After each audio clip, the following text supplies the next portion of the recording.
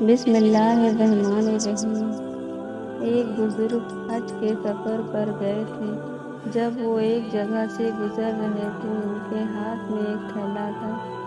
اس میں کچھ پیسے تھے۔ اچانک ایک چور ان کے ہاتھ سے تھیلا چھین کر بھاگ گیا۔ جب چور کافی دور نکل گیا، تب اچانک اس کی آنکھوں کی روشنی ختم ہو گئی۔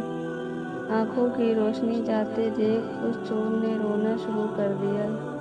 جب لوگوں نے چور سے پوچھا، بھائی کیا ہوا، تو وہ کہنے لگا، میں نے ایک آدمی کا تھیلا چھینا ہے۔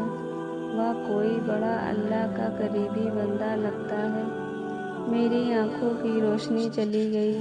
خدا کے لیے مجھے اس کے پاس پہنچا دو تاکہ میں اس سے معافی مانگ سکوں۔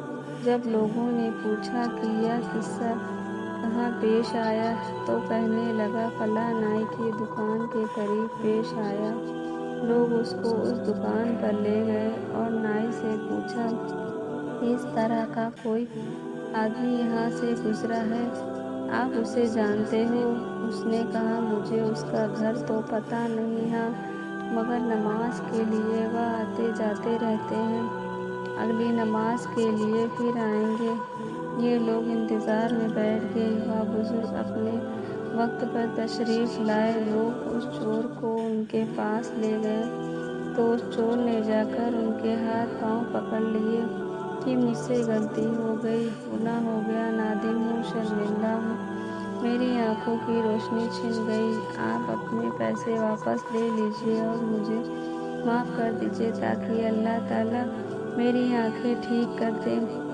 وہ بزرگ کہنے لگے کہ میں نے تو تجھے پہلے ہی معاف کر دیا ہے۔ یہ سن کر چور بڑا حیران ہوا۔ کہنے لگا، حضرت میں تو آپ کا تھیلا چھین کر بھاگا اور آپ کہتے ہیں کہ معافی مانگنے سے پہلے ہی معاف فرما دیا۔ وہ فرمانے لگے، ہاں میرے دل میں کوئی بات آ گئی تھی۔ فرمانے لگے، میں نے ایک حدیث پڑھی جس میں نبی اکرم صلی اللہ علیہ وسلم نے فرمایا کہ قیامت کے دن جب میری امت کا حساب پیش کیا جائے گا تو میں اس وقت تک میزان کے قریب رہوں گا جب تک میری آخری امتی کا فیصلہ نہیں ہو جاتا۔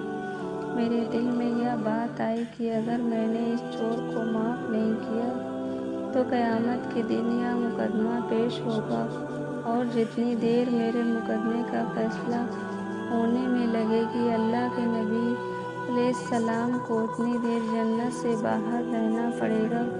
اسی لیے میں نے معاف کر دیا کہ نہ تو مقدمہ پیش ہوگا، نہ ہی میرے محبوب کو جنت میں جانے میں دیر لگے گی۔